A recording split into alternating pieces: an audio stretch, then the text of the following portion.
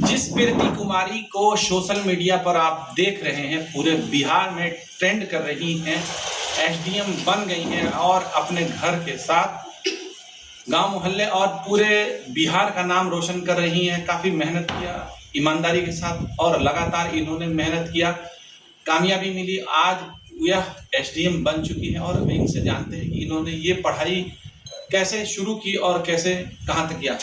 तो सबसे पहले आपका हमारे चैनल में स्वागत है। बहुत बहुत धन्यवाद आपका। आप ये बताइए कि आपने जो एसडीएम अभी बनी है, कहाँ से चली थी और कैसे मकाम को पहुंचा?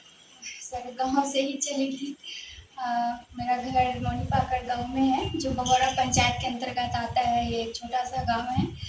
यहीं रहकर मैंने ऑफिसर बनने का सपना देखा था। इनफैक्ट मेरे पापा ने बहुत सपोर्ट किया और आज मैं आपके सामने एसडीएम पद हासिल करके। यहाँ पर ये नूनी पाकड़ के क्षेत्र में कौन से स्कूल में पहले एडमिशन हुआ था? सर नोनी पाकड़ में तो नहीं हुआ। मेरा 5 तक का जो पढ़ाई है वो साठी सिंधु ज्ञान भारती में हुआ। उसके बाद खजुरिया मिडिल स्कूल में पढ़ाई करने का मौका मिला कुछ दिन। सर ऐसे गवर्नमेंट स्कूल में ही 12th तक की पढ़ाई हुई। फिर एमजेके कॉलेज से ग्रेजुएशन हुआ।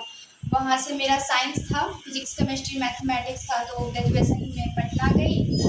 और फिर कोविड के बाद वापस घर आके अपने घर से नोनी पाकड़। आपने यहाँ पे खजुरिया स्कूल में कहाँ तक पढ़ाई किया? सर 7-8 तक।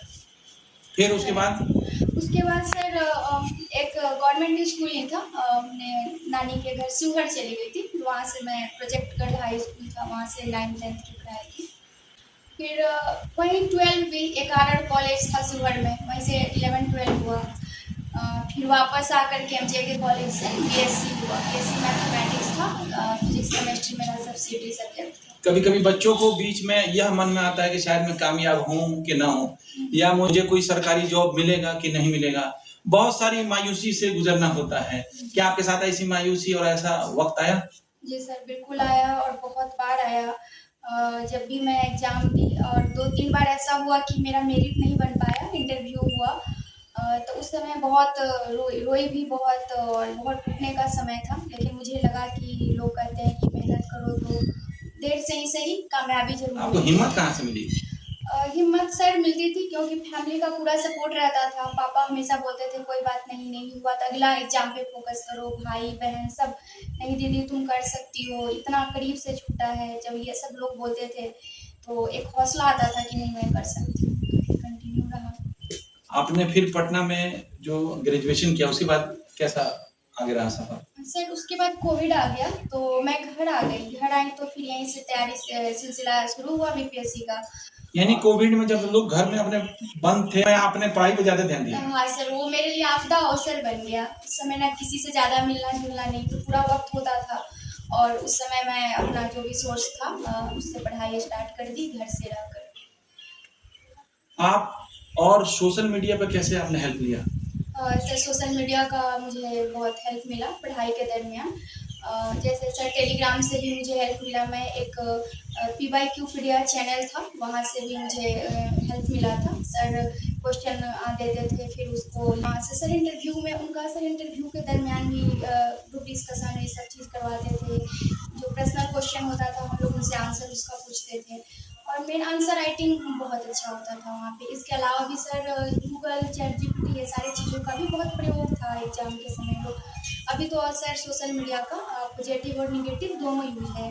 तो एक पॉजिटिव यूज है एग्जाम में कि हम जैसे आंसर राइटिंग में बहुत सारे फैक्ट डेटा ये सारा तुरंत सर्च कर लेते हैं और उससे हमारा आंसर इम्प्रूव होता है। आपको बता दें कि एक गांव बगल में है जहां फर्स्ट एक गांव सामने, वहां की भी एक लड़की मंगला कुमारी एसडीएम बनी और उसके बाद ये नूनी पाकड़ है जिसमें ये एसडीएम प्रीति कुमारी बनी है। और आपको बता दें इनकी और आपकी जो सहेलियां हैं फोन करके क्या पूछती हैं आपसे?